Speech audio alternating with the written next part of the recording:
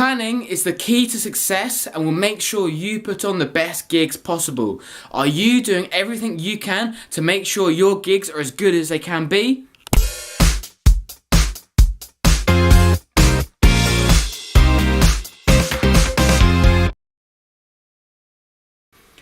Hello, what's up YouTube, and welcome to this episode of Road to Professional DJ. My first UK gig is just around the corner now, so I wanted to get onto the topic of gig preparation, what I'm doing for my gig to prepare for it and make sure it goes as well as possible, and what you guys out there need to make sure you're doing as well.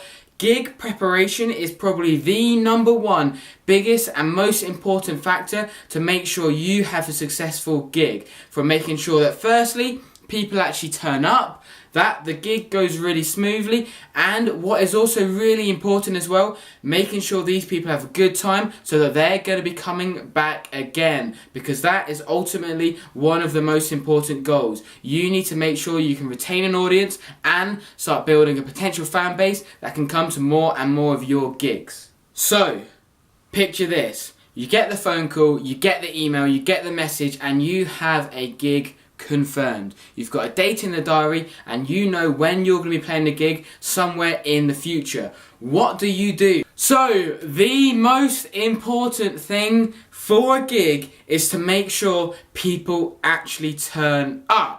I mean, you can play if you want to an empty crowd, but you might as well be doing that in your bedroom, and it'll probably be a lot cheaper to do that as well. So that is the most important thing. So for myself, I've got my gig coming up in a few weeks. The very first thing I started doing before I thought about what music I'm going to be playing, or the decks, or how the night's going to go, I needed to make sure I'm going to have some people there in front of me that I'm actually going to be playing to.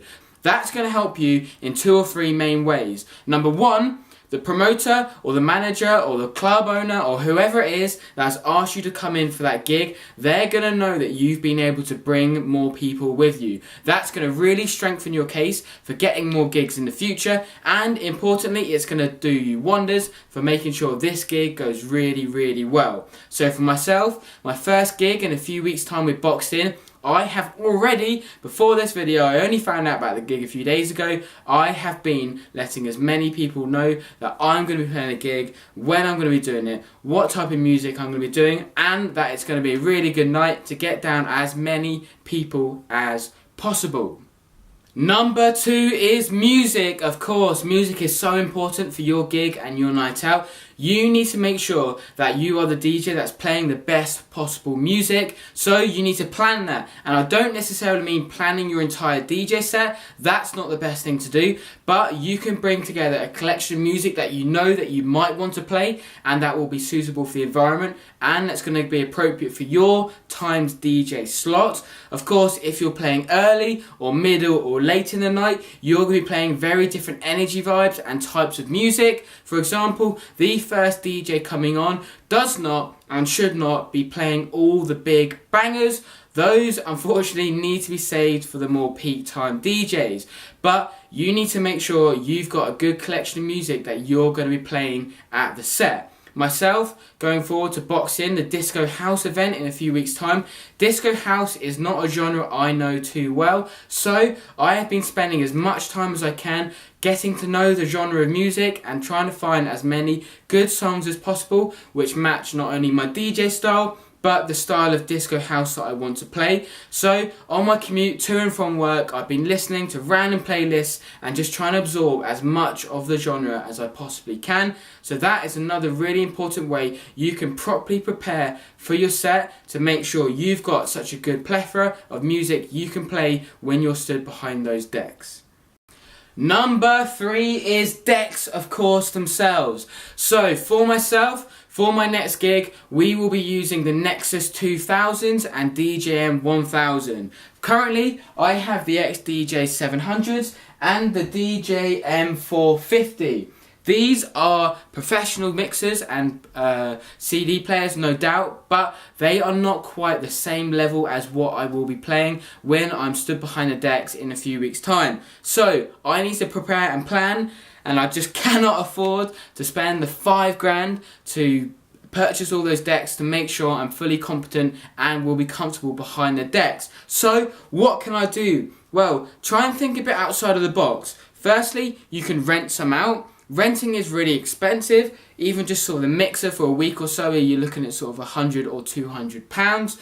So what else can you do if you're a bit short on money? Well, what would you do if it was a guitar or another instrument or piano or something like that? You can go down to the music shops and have a go. You can be very honest with them. People working in these DJ shops are usually pretty down to earth people. I rang up my local DJ shop. I told them that I had a gig coming up and that I needed to have a practice. I offered to pay to go on them for an hour, but I knew that they had some set up as demos. So you can do that and go on your local DJ shop's mixers and have a go to make sure there are no surprises that are going to catch you out when you're in the room stood in front of a crowd full of people, because that is perhaps the worst thing that can possibly happen. I have made a few mistakes on stage. It's very embarrassing. Everyone looks at you and no one has much sympathy for the DJ, because it's normally a bit of a laugh from their point of view, and it can of course be very embarrassing. So you need to make sure that you're fully up to speed and competent with the decks you're going to be using, and there is a few different ways you can do that. And another thing you can plan in advance for your DJ gig is to have a videographer or someone there making videos for you.